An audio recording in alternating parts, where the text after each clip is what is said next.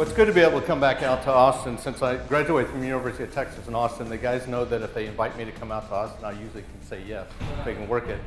But I really appreciate the role that LASCON plays in bringing together the right stakeholders in here. And as you've heard in the message, we need to get the message out to not just developers and security professionals, but it needs to get into the C-suites of our organizations. So part of our job has been to get out to the non-security forums as well. But I still think that's the right place because you're the guys who fundamentally can make a change here in what we do.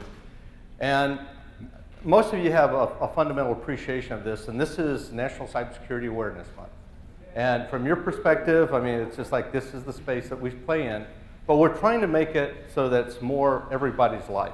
And the raising awareness, there was discussions yesterday, as we said, one of the initiatives we sponsor is Stay Safe Online, where we're trying to reach down to children as well to help them get a fundamental appreciation of it.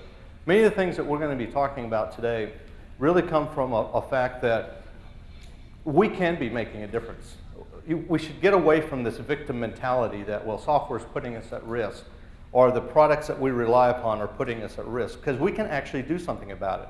And you're in positions to be able to make a difference for that as well, but part of it is based on working with the consumer side of the house as well. Now, the focus here, the software and supply chain assurance programs are focused on enabling enterprise resilience through the programs that we have for software assurance, supply chain risk management, and ICT security automation.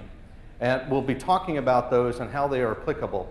Now, I'm in a great role because I can say I'm actually here in the government to help you because we give away things. Everything that I'm going to be talking about are free to use, and you should be able to leverage these resources.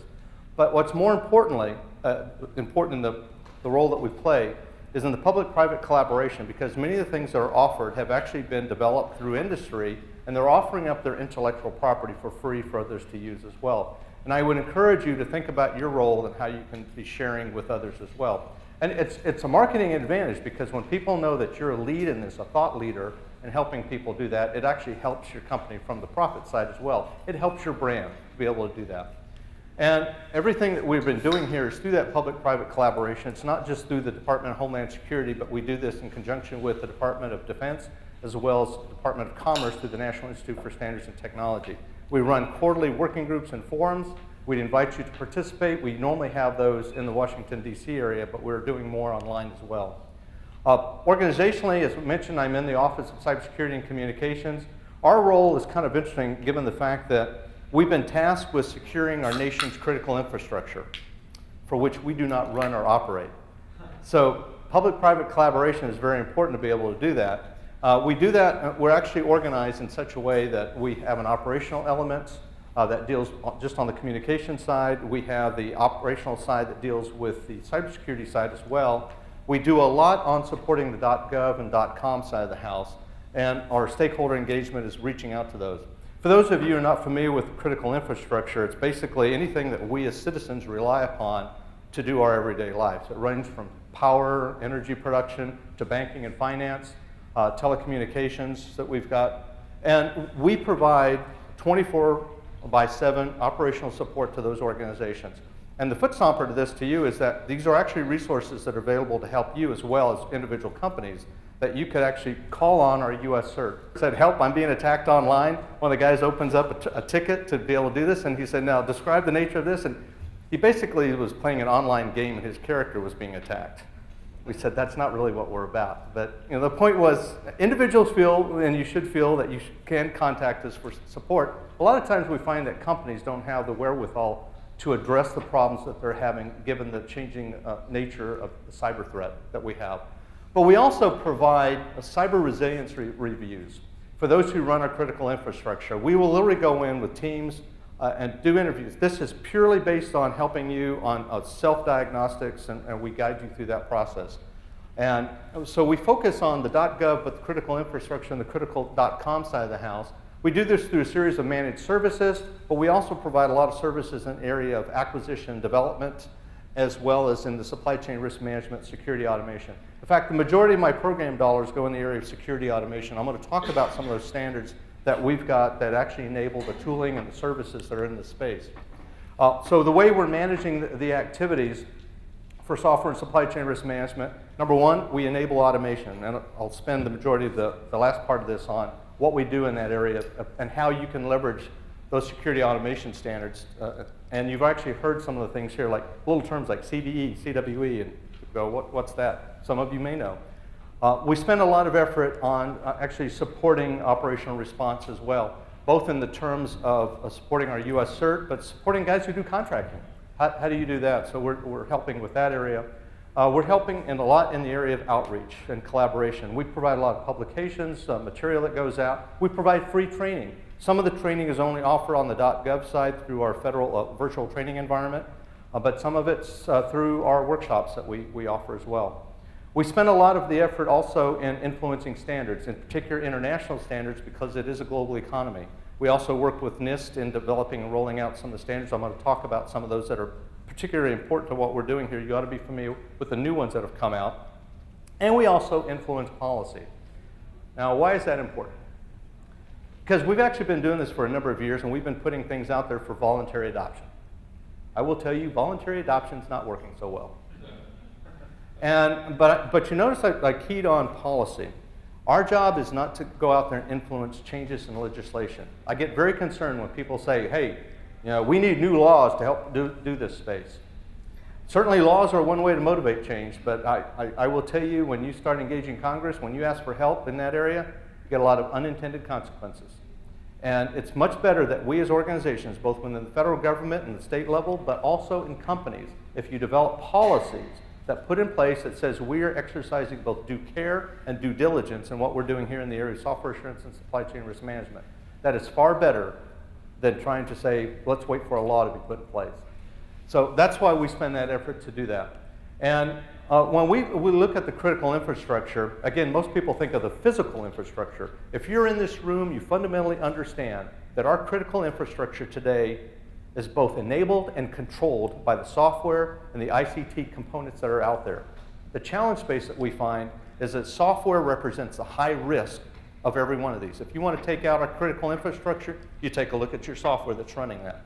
If you want to even take a look at the products that are in there, and the challenge that we're having, and this is an unfortunate reality, that we're getting a lot of counterfeit information communications technology products that are out there, from our switchers and routers, even your servers. You've got counterfeit components in there that, this morning when you heard, let's envision, what does this world look like? Close your eyes. Told Robert, the one thing you should have added, after you've gone through all this complexity, closing your eyes, now think of all of this, that it's built on counterfeit and tainted components. Now that's a nightmare, but that's the reality of where we're at. And so we focus on the idea that says, we understand the realities of physical and cyber coming together when we're having. But it's a recognition that it's multiple disciplines as well. It's no longer just about safety, and it's not just security. In fact, safety and security, Robert and I shared that example with you. 9/11, perhaps the most defining event in US history, is a classic example where systems that had been designed, built, and deployed to be safe, that because they were not designed, built, and deployed to be secure, hundreds of people died.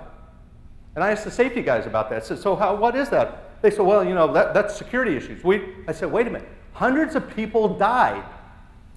How's that safe? And they just kind of go blank. But more and more, and we heard examples from other presentations here about now our medical devices that, they're supposedly safe, but they're not secure. We know in today's environment that if products are not secure, fundamentally they're not safe, because they can be exploited to be able to do that. And so this idea that security is hard really comes more from a mindset of the way that we've been doing security. We've been doing security as an afterthought, try to bolt it on, and all of a sudden the security guys get viewed as obstructionists. How many of you have been told, hey, you're slowing stuff down? Well, if you had been asked to come in there up front to help architect and design the solutions, and then even design test cases as you're building it, when you get to the point of deployment, not only can you deploy it a lot faster because you're not addressing security as an afterthought, but it is actually more resilient. In fact, it's been demonstrated that built-in security actually enables resiliency and actually more agility. If you're building fundamentally resilient products, you can expand your enterprise so much faster because you can count on the individual components. But because we can't count on those, we layer on, firewalls, DMZs. We got all this stuff that now makes security look not just hard, but it gets in the way of doing business. And that's a challenge. But we also know that their critical security controls need to be aligned with mission. And I'm going to bring this up because we've got new standards that come out in there that deal with our supply chain risk management controls. We've got the new 853 came out, Rev 4. There's a lot of security controls out there, and you can't just say, well, apply them all. It has to be aligned with your mission or your business, and you have to make sure that really is there. And we're also doing a lot in the area of automated continuous diagnostics and mitigation. So here's our problem space. Today is everybody's connected, and therefore, even though you've done the right things, or you thought you did the right things, because you've interfaced with others, you're now put at risk. We've got numerous stories, some that we can share, where we've had critical infrastructure literally shut down. The entire plant was shut down simply because they were interconnected with their suppliers who got breached. Their suppliers got owned by somebody, and now all of a sudden they got malware coming in to their plant facilities. And that's been a fundamental problem for us, because how do you trust your suppliers now? Because that's the nature of doing business. We are interconnected with them. But everybody says that we've got security in place. Why is it that we're still being breached? We don't understand that. I've got my DMZ, my firewall. Well, the problem is that they're getting through the soft underbelly of our enterprise. You've heard numerous talks where we talk about cross-site scripting as one of the attacks that's famous. Well, how is that's enabled? One of the ways is improper neutralization of input during the web page generation. Our SQL injection attacks, they're enabled. These are, you notice the little monikers that are out here. We've got KPEC, the common attack patterns. Our CWE, the common weaknesses. You're very familiar with CVE, the common vulnerabilities and exposures. But that's one of the standards that we sponsor, we fund that. But we started the effort with the common weakness enumeration, because CVEs were now up to 64,000 publicly reported vulnerabilities for which there's patches. There still remains only about 900 root causes, and that's the common weakness enumeration.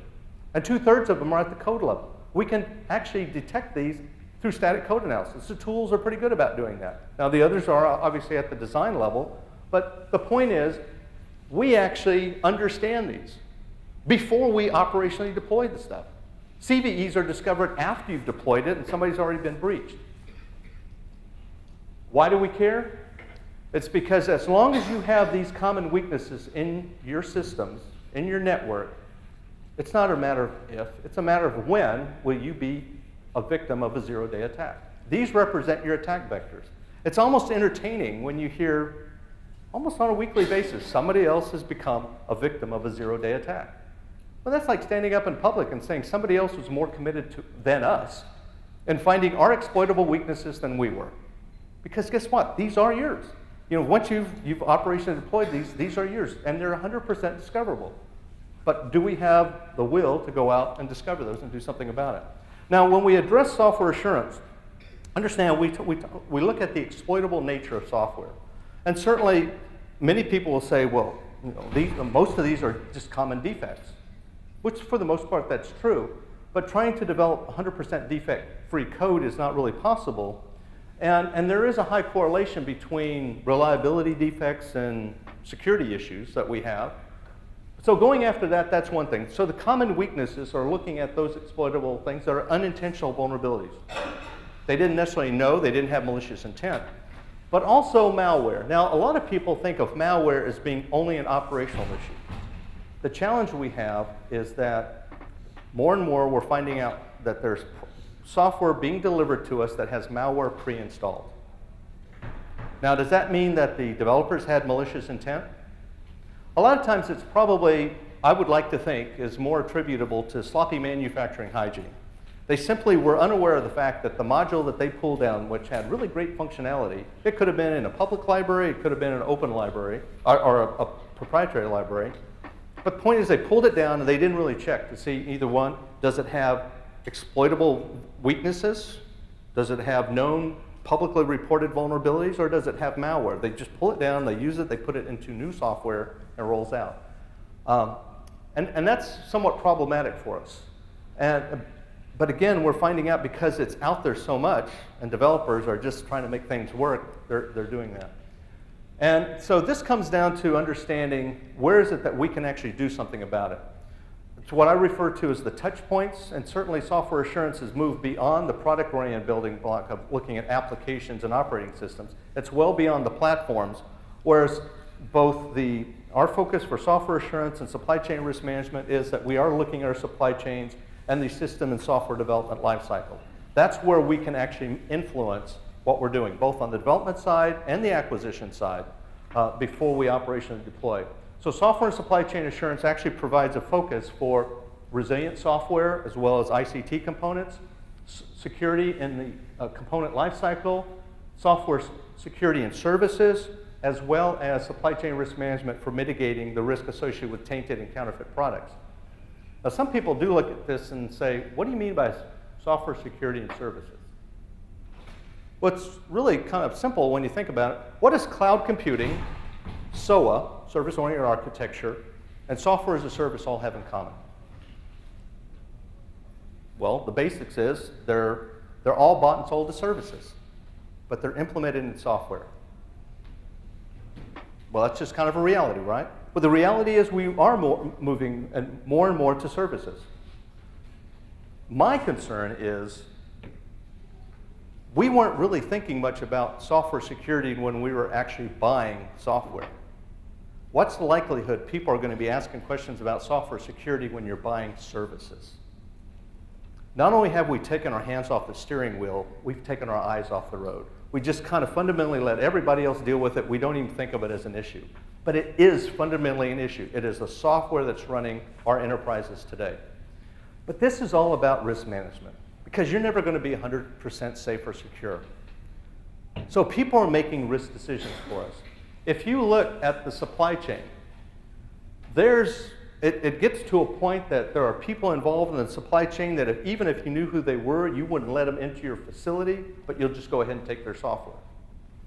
And by the way, this is not to say foreign developed software is bad. It's simply saying if you don't know who's involved in developing your software, somebody is making risk decisions for you, and you're not really sure of their intent.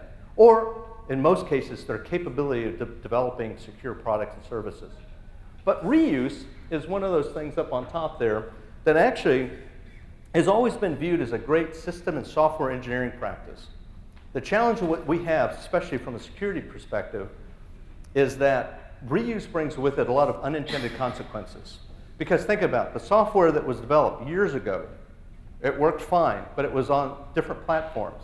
It was interfacing with other applications. And oh, by the way, it might not have been developed to be on the web.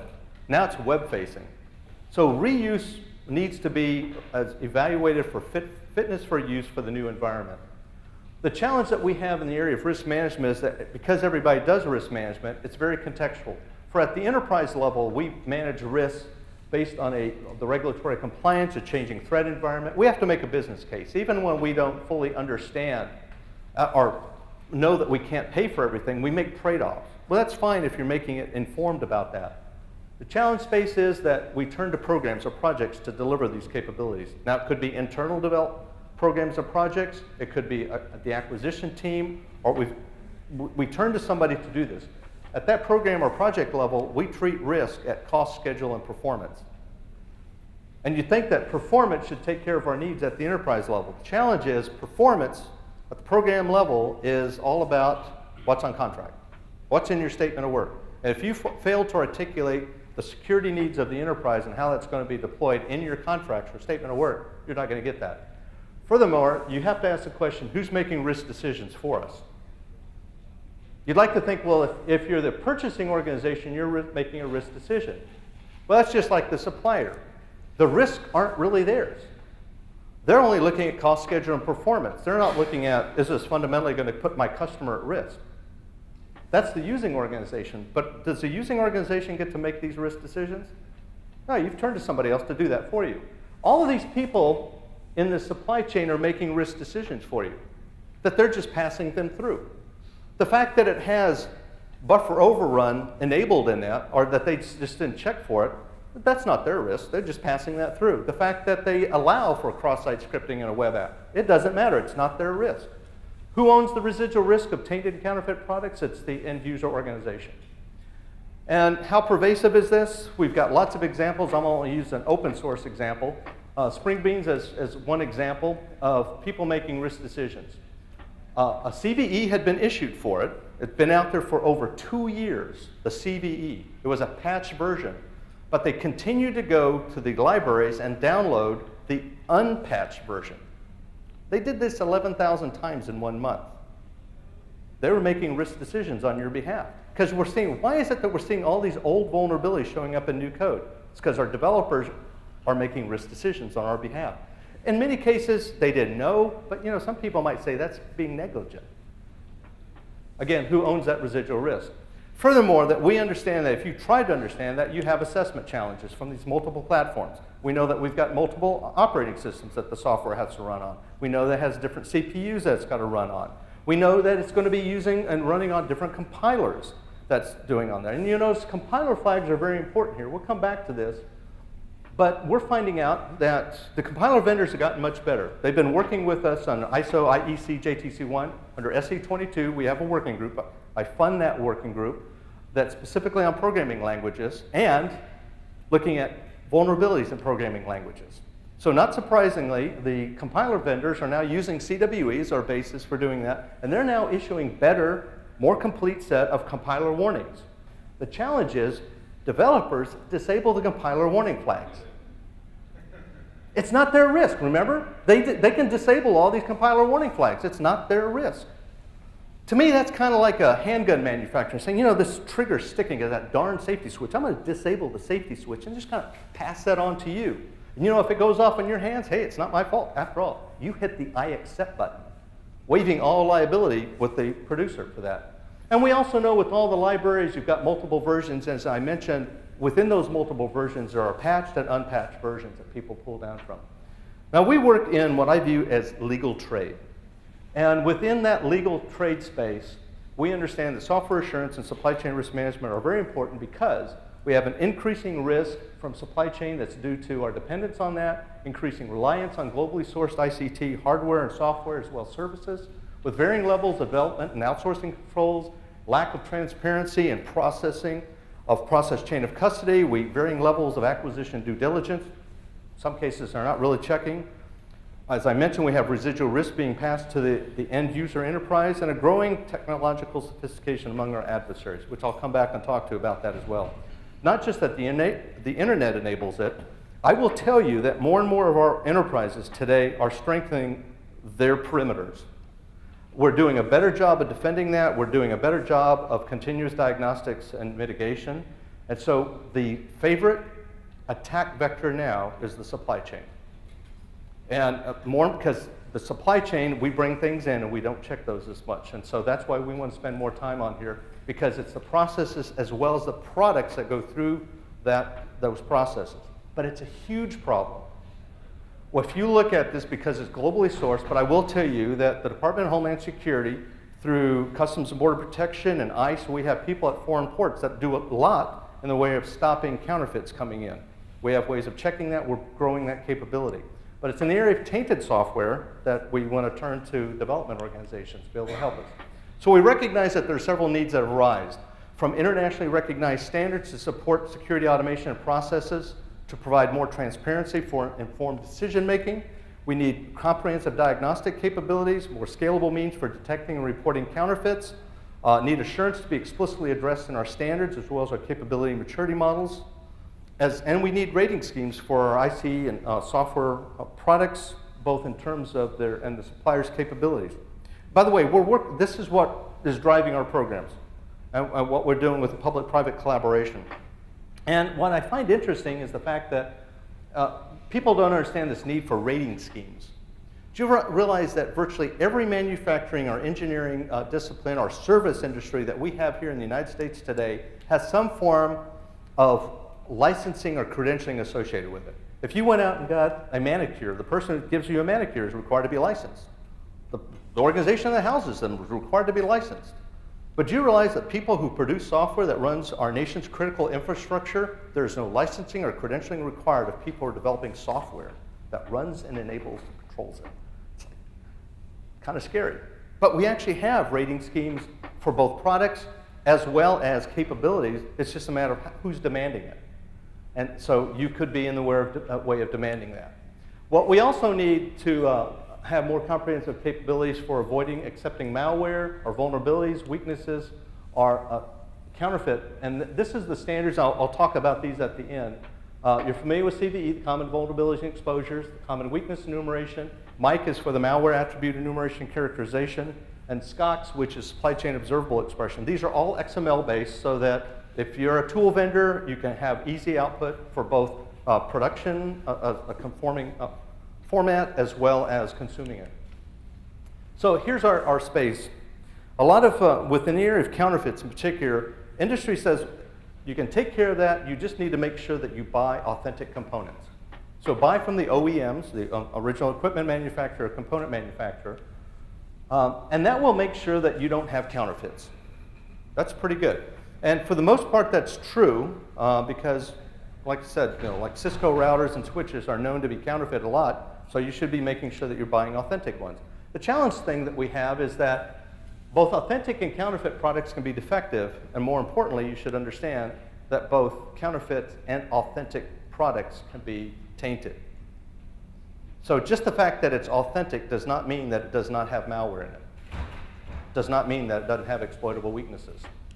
And so we actually are enabling a more scalable means for detection and reporting. Now, we've been working with the standards bodies in this, and we have the standards I already mentioned for the software, and in the supply chain, the reason we've launched that one is it's to articulate information about authenticity, or if it's counterfeit or defective, to be able to do that. And we also have the common attack patterns that go out there to understand how might that do. So common attack patterns look at how software can be exploited, so you check for the resiliency of your products. It also looks at network attacks, it also looks at social engineering attacks, and it also has supply chain attacks in there as well.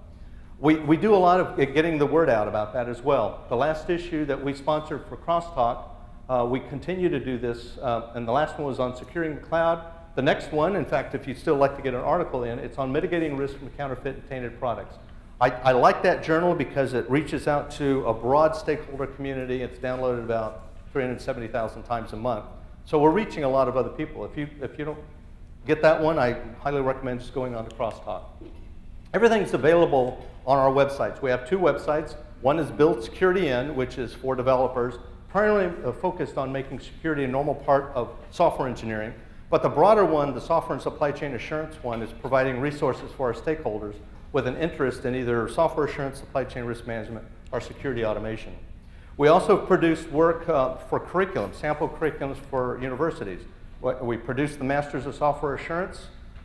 We have, with that, the course syllabi. We also have undergraduate course outlines, and we have material for community colleges. We also wanted to lend itself for a professionalism. So we've developed a professional competency model for software assurance that is aligned with the National Initiative for Cybersecurity Education. And what we did with that is we looked at, and we actually contributed to what specialty areas are in there, and said if you were to be the broad range, if you wanted to build a team within your organization that addressed software assurance, what might that look like? So not surprisingly, one of the specialty areas within the National Initiative for Cybersecurity Education is called Software Assurance and Security Engineering. That is a specialty area. But to work in this space, you'd have to have a background in information assurance, vulnerability assessment, cyber threat analyst. So it goes down, it depends on how you want to arrange that. We've helped organizations build out their specialty.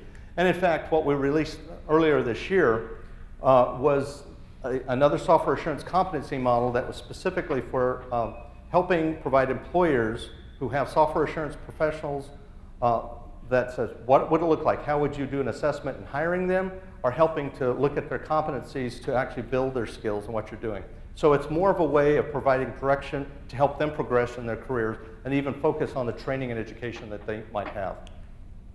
We provide a lot of information in the area of measurement for cybersecurity, information assurance, software assurance. and security engineering. We've ranged from work earlier on with practical measurement framework for software assurance and information security, all the way to more recently with measuring cybersecurity and information assurance. Some of these products I've been able to produce with OPM, that's using other projects' money, and that's been useful. We know that some of this can seem to be overwhelming to people, so we wanted to help you get started. We have pocket guides. You can download these pocket guides. They're intended to just help you get started. They range from software assurance and acquisition outsourcing to software assurance and development and software assurance and lifecycle support. In fact, the one on lifecycle support that deals with education, training, and certification has become its own website. It's actually maintained by one of our universities. And the area for acquisition outsourcing is designed to change our consumer behavior. So first of all, the one with supply chain risk management due diligence, it's focused on asking the right questions of your suppliers and understanding the risk exposure that comes to us on the consumer side. But then the acquisition and contract language is just that. It says once you've determined who you're going to deal with as your suppliers, here's sample language that you can have either in pre-solicitation or solicitation with your request for proposals, and then even sample language for terms and conditions. The software assurance and development, I actually want to spend some time, because every one of these, even if you're not a software developer, I encourage you to take a look at them because they all end with questions to ask of your developers. And that's very key because I will tell you, every one of these, that when I go into development shops and I ask, eventually somebody asks the question, why are you asking these questions? And I say, because you're not asking them of yourself. Most of these are just, it's a self-awareness. It's like, we could be doing these things. And so it's a way of getting started. So the one on architecture and design considerations for secure software, it goes through not just the basic concepts, but design principles for secure software, architecture and threat modeling, secure design patterns, secure session management, design and architectural considerations for mobile applications, formal methods and architectural design, design review and verification, key architecture and design practices for mitigating exploitable software weaknesses, and as I mentioned, they all end with questions to ask your developers. That was just an example of some of the ones for architecture, and then the one on software security testing, and this is not for software requirements, when I say security requirements testing, but it's about the fundamental security and resiliency of the software itself. What we view as derived or non-functional requirements that says, how will you do? So there's a lot of bases behind this that deal with the common weakness enumeration. And software security testing is not just a one-time, let's test it before we operationally deploy. It's a lifecycle consideration, all the way from requirement specification, where we're looking at the incorporating misuse and abuse cases, not just use cases. We want you to actually consider how might this be misused and abused in some of your attack models and threat modeling. Through design, implementation, verification, you recognize many of these things, and these are things that we do. Static code analysis is not just a nice thing to do, it's something you've got to do in order to make it scalable. We'll talk about that a little bit more. But we also are indicating that you might want to consider using penetration testing in your development environment. Now, a lot of people think of penetration testing as only something you're going to do in an operational setting. But more and more, you know the operational deployment of the software. You know the platform it's going to be on. You know the applications it's going to be interfacing with. So you can actually start doing penetration testing in the development environment. And it's actually very revealing because unlike static code analysis, you can actually start discovering some architectural design flaws in your software by doing that. Secure coding is a pocket guide that talks about preparing to write secure software, some of those coding principles and practices, all the way down to what to avoid, and again, key questions to ask your developers. One of my favorite questions that I like to ask developers is, are any compiler warnings disabled for the code being delivered? And most of the time they say, you don't care about that. Yes, we do, because they're all about security, and it's all about risk being passed to us, not yours. So tell me, explain to me why you think some of those compiler warnings were okay to disable and why they don't affect me. And I'll bet you most of you have never had that conversation. If you're on the development side, have you ever had that discussion with your program management, or how about your user? Explain to them why those compiler warnings weren't valid or important of a consideration to the user. Key practices for mitigating the most egregious exploitable software weaknesses. We understand that we want to help people focus on some of the things that are most critical to what you're doing, But what was most important, and by the way, this is based on our top 25 common weaknesses, CWEs, it doesn't just identify the top 25, it has the mitigation practices that go with it. But it also has the attack patterns that are associated with the given common weaknesses. And there's one more key component. I realize you can't read it, but in the table it shows the CWE, the associated common attack patterns that you'd want to use in your test regime, but then it has the mission or the business risk. It tells you that if you've got improper neutralization of input, that it may bypass your protection mechanisms or execute unauthorized code or read application data. All of a sudden, a business manager who doesn't understand software, he can start understanding the risk that it puts to that business. So if you can translate it into business risk, then all of a sudden people who have resource allocation authority can say, hey, we need to go fix that. So at the end of the day, if you were to stand back and say, would I be able to recognize an organization who could fundamentally deliver secure products and services, some people would scratch their head, well, I'm not sure, what would I look for? And so we recognize the fact that everybody has to go through plan, design, build, and deploy, and we certainly understand that they'd have requirements, use cases all the way through. They've got certain practices. Normally those practices, if they're a mature organization, they're not reinvented every time they start a new project. Most organizations are now a little bit more mature. They have organizational process assets. And these govern, they provide governance. They have, here's our practices. They've got tailoring guidelines. They've even got training guidelines that go with that. And it says, we start a new project, here's what we do. Most of your practitioners, maybe even your program managers, don't know where those practices came from. They evolved over time.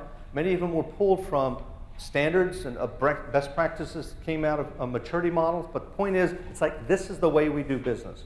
It would be nice to see evidence that within those business practices, that beyond the standard ones that we see, that we actually now see evidence that they're using abuse cases, that security requirements are being incorporated, not requirements that your customer had to tell you about, but these, again, are the non-functional or the derived requirements that says, look, we're a domain expert. We're developing code that's going to live in this kind of space. Here's the security implications, because it's going to be deployed in this kind of threat environment. We shouldn't wait for a customer to tell us it must be able to do that. They expect us to know that. And it goes through secure design, but risk-based test plans, code review, static and dynamic code analysis. Now, yes, you can do some of this manually, but I will tell you this is one of the spaces that tools make a difference. I'm not going to say that tools are the be-all and end-all. In fact, there is no Uber tool. They're not all created equal. But trying to start and do this without using some form of static code analysis is virtually impossible to do it. And there's simple examples, and I'm sure you've given this to some of your coders and say, hey, Mr. Programmer, here's 25 lines of code, and here's an exploitable construct within that 25 lines. We'd like you to find it and fix it. Do you realize that most programmers can't find it? So if they can't do it in 25 lines of code, how can they do it in 25,000 lines of code?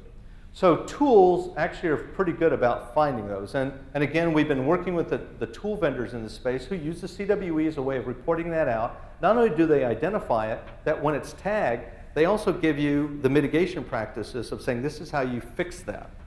And so it's gotten much better in that space.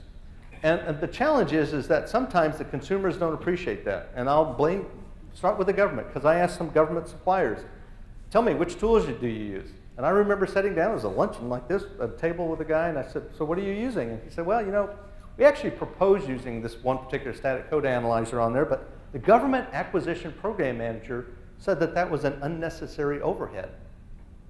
So what's that mean? He said, my company said we didn't get to use any tools. I go, really? So in other words, the guy who doesn't know anything about software, who doesn't touch software, just disabled what the supplier was trying to do as the right thing. So this is something that we have to work together. Static code analyzers should just be a normal way of doing business. This shouldn't be something that you do extra. As I mentioned, using pen testing is part of that, but also library updates. As patches are rolled out, you make sure you go back and update the libraries where this came from so you don't redeploy that same thing. So all of this is available online, from attack modeling to software, secure software requirements engineering, secure design principles and practices, programming practices, all the way through the documentation. we're just recommending take advantage of these free resources. You've got many other resources that have come out. Through LastCon, you've learned a lot. OWASP as a community is just phenomenal as far as providing resources to help you out in this area. You need to avoid those drastic changes, but you need to incorporate all of these changes with your practitioners in mind. And by the way, if you're going to bring in a tool, you need to help the practitioners on this. Understand, number one, make sure they're trained on it, but also make sure they know how to incorporate this within their workflow. Because if you don't, it's just going to become shelfware. And certainly upper management is important to this. Within the federal government, this is not just DHS, but the Department of Defense as well. We've been focusing a lot on the standards here that help us avoid issues that are associated with software assurance and counterfeits. And so we've been, the Department of Defense focuses on the .mil side. We've been focusing on the .gov and the .com side of the house. But the reason we look at international standards as being important is because it is globally sourced, and so we need to influence that. I could give you a whole separate tutorial on all the international standards associated with this, but I won't do that to you. But it's important that you understand that. I will talk about some of the recent changes that we've had with the National Institute for Standards and Technology. You may be familiar with many of the 800 series that have been out there because they have been there for a while for us. 839 that deals with managing information security risk, as well as 64 on the security considerations for system development lifecycle. More recently, 853 Rev 4 has come out. If you've not paid attention to these, I'd say this is the time to do it, because there are many more controls that deal with software assurance and our supply chain risk management. But we have even something more focused on supply chain risk management that actually leverages those security controls in 853, and that's 800-161. It's out for public review right now. We'd love to get your comments. Take a look at that, the completeness of it as far as what we've got.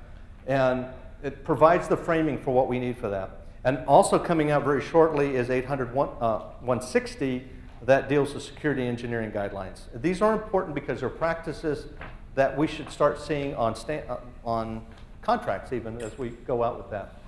Now I want to end on a part of where I think security automation is, because everybody understands we've got some challenges here, even when we know how to focus on this. I already mentioned the value of static code analysis as one of those, but it's all about the standards. But that's just one piece of this puzzle. And automation is one of the things that helps us here. And the reason we need that is because the fact is that our cyber threats have emerged over time. Not just that they've emerged, but the attack sophistication has gone up over time. Again, you're in this audience, you fundamentally understand that.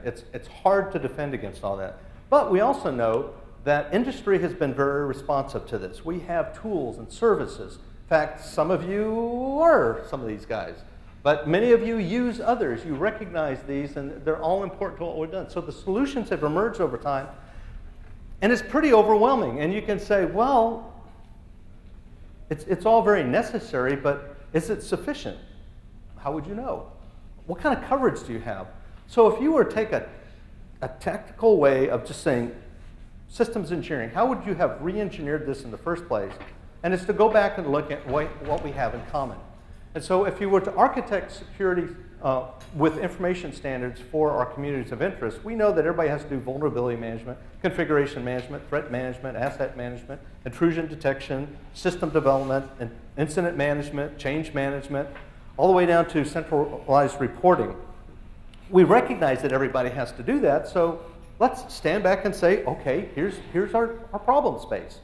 There are tools that support all these things, and so when we know that, how do you apply that to the enterprises that we're trying to support? Because everybody has things in common, like web servers, app servers, mail servers, desktop systems, DNS servers. We have all of these in common, and we have solutions that address different pieces of that.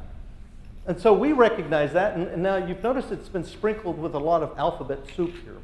And this is where we have on our security automation standards. My intent is not to go over that because that's like a full day tutorial in itself, but to point you to where the resources are and why you ought to pay attention to these. Because it depends on your space. Where are you at? For instance, if you're in the area of vulnerability analysis, then things like CVE, CWE, those are important to you. Using common attack patterns, using OVAL, using the scripts, scanning your networks to be able to apply that. These are all parts of what we have today as SCAP, the Security Content Automation Protocol, which deals with vulnerability analysis, configuration guidance, as well as now asset inventory. Within the federal government, you're going to hear more about continuous diagnostics and mitigation. That's that space. That's all about mitigating the risk exposure. We spend our time all up front there on the supply chain risk and the software assurance side so that we address that before it even gets deployed. We also have a huge effort that deals with responding to the security and threat. In fact, that's where we place more of our money today because so much bad is happening that we just have to do that. From threat analysis, intrusion detection, incident management. But this is a whack-a-mole game if that's all you focus on. We have to put a lot more effort on mitigating that risk before it's operationally deployed. Otherwise, we just spend all this effort over here. There's your secret decoder ring for each of the standards that we have, that these now have been recognized by ITUT. We actually have through their Cybex 1500 series. So it's been signed off by 109 nations on the use cases that we have for these standards. And the one I want to leave you with, going back to, I've mentioned it, is the common weakness enumeration.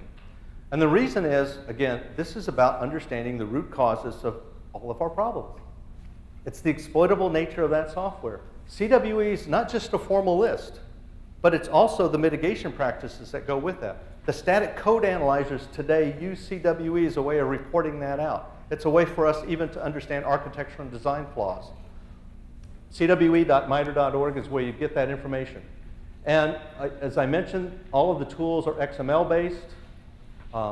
It's sponsored through our organization. OWASP uses this. You see the SANS top 25. Well, these are great ways of getting started, and certainly if you're in web apps, that's important. But wouldn't it be nice if you were to identify the exploitable weaknesses that are most important to you? For you see, not all of them are applicable based on the technologies you deploy. So that's why we have the Common Weakness Risk Analysis Framework and the Common Weakness Scoring System that goes with the CWE to help prioritize what's most important to you. But we also recognize that some people don't want to do that. They don't want to go through the effort, so they just tell me, what do I need to look for? So we've developed vignettes. For you see, if you're developing web applications, there are certain CWEs that are most important to you. The OWASP top 10 is a great way of getting started. But you know what? If you're deploying real-time embedded systems, there's a different list of top 25, or top 40, or top 10. If you're deploying only endpoint computing devices, you know, those things that constantly leave and reconnect to our enterprise, like smartphones and laptops, from operating systems to enterprise systems apps to cloud computing. And it also depends on what environment you're deploying it into. For instance, if you're developing it for e-commerce or banking and finance, it's different than if you were in e-voting. And it might be even different than if you're supporting the intelligence community. So it really depends on the mission as well as the technologies that you deploy. We're developing those vignettes. You can go online to that. We already have 22 of the vignettes, but we're developing others as well. So the reason that's important is you want to develop your top-end list so that you make sure you've got the right tools. Because not all tools look at all CWEs. And you need to know that. So our tool vendors are now using that through our common weakness coverage claims representation so that you understand which tools look for which common weaknesses. It's important for us because this not only helps our training and our education activities, but it also helps us, as I've mentioned here on the bottom, it enables our procurement organizations to specify software security expectations through the acquisition of software and host applications and services. We can actually place that on a contract. Now, getting off the stage here, I want to explain. This is a big picture as far as the kill chain. And we have standards in each of these spaces, and the structured threat information expression is one of those that's very important, and our supply chain observable expression rides on this so that we can share information with what we found and what we've detected, and we can share it. Not just, well, I found something, who should I share it with, what level can I share it, oh, maybe they can't see this. Based on the rules and policies that your organization has in place for sharing with your partners, we can now share information at wire speed. We see something bad come in, just something we observe, we can share it with our partners. But what I find interesting is, while we can do all that on an operational scale, at the end of the day, they're going at, what are they looking to exploit?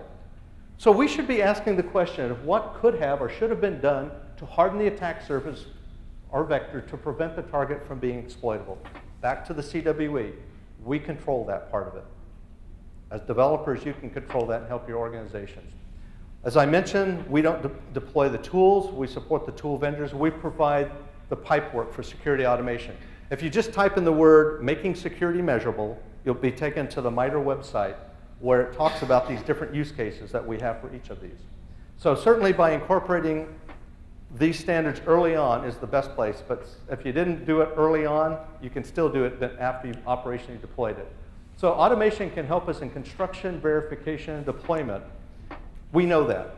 And one of the things that I've really liked is one of the things that Josh Corman's talked about in the past, and if you haven't gone to the Rugged Software Manifesto, I highly encourage you to do that because it focuses on resiliency and survivability. And OWASP has been a great player in that space as well. The App Sensor project that looks at attack-aware, self-defending software is something that you ought to be aware of, that it really helps. Overall, look, this has been a national economic issue as a national security issue. When we focus on software assurance and supply chain risk management, it's a big challenge. But it takes all of us to be able to do this. It's truly a team sport. I appreciate the fact that you all are part of that team to be able to do that. You bring an understanding of that, and any help that you need in helping bring that message to your enterprise users, let us know. We can help. Continue with this, and I appreciate what LASCON's doing for this. Thanks.